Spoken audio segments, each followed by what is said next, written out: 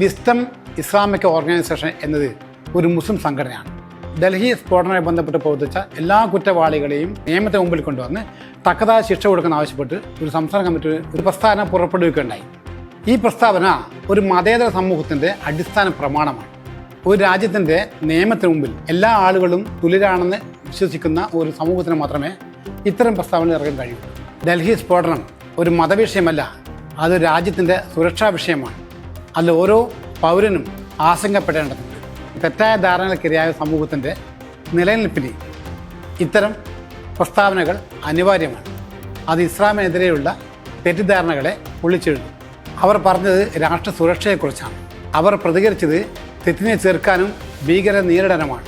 രാഷ്ട്രത്തിൻ്റെ സുരക്ഷ ഉറപ്പാക്കാനുള്ള ഉത്തരവാദിത്തത്തെക്കുറിച്ചാണ് അവർ പറഞ്ഞത്. അതുകൊണ്ട് വിസ്ഡം ഇസ്ലാമിക് ഓർഗനൈസേഷൻ എടുത്ത ഈ നിലപാട് പ്രശംസിക്കപ്പെടേണ്ടതാണ്. ഇത് ഒരു ഇസ്ലാം മതസംഘടന നടത്തിയ ഒരു പ്രസ്ഥാനം മാത്രമല്ല കാണേണ്ടത്.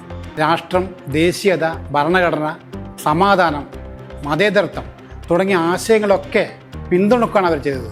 ഡൽഹി സ്ഫോടനം നടന്ന ഉടൻ തന്നെ ഇവിടെ രാഷ്ട്രീയ പാർട്ടികൾ, മറ്റ് സംഘടനകൾ എന്തൊക്കെ നിലപാടെടുത്തു, എങ്ങനെയാണ് അതിനെ പ്രതികരിച്ചത് നോക്കുമ്പോൾ ഇത്തരം ഒരു ഇസ്ലാം മതസംഘടന എടുത്ത നിലപാട് വളരെ പ്രശംസനീയവും അതുപോലെ ജനാധിപത്യത്തിൻ്റെ അല്ലെങ്കിൽ മതേതരത്തിൻ്റെ ശബ്ദമായി മാറുകയും ചെയ്യുന്നു എന്ന് നാം മനസ്സിലാക്കേണ്ടതുണ്ട്.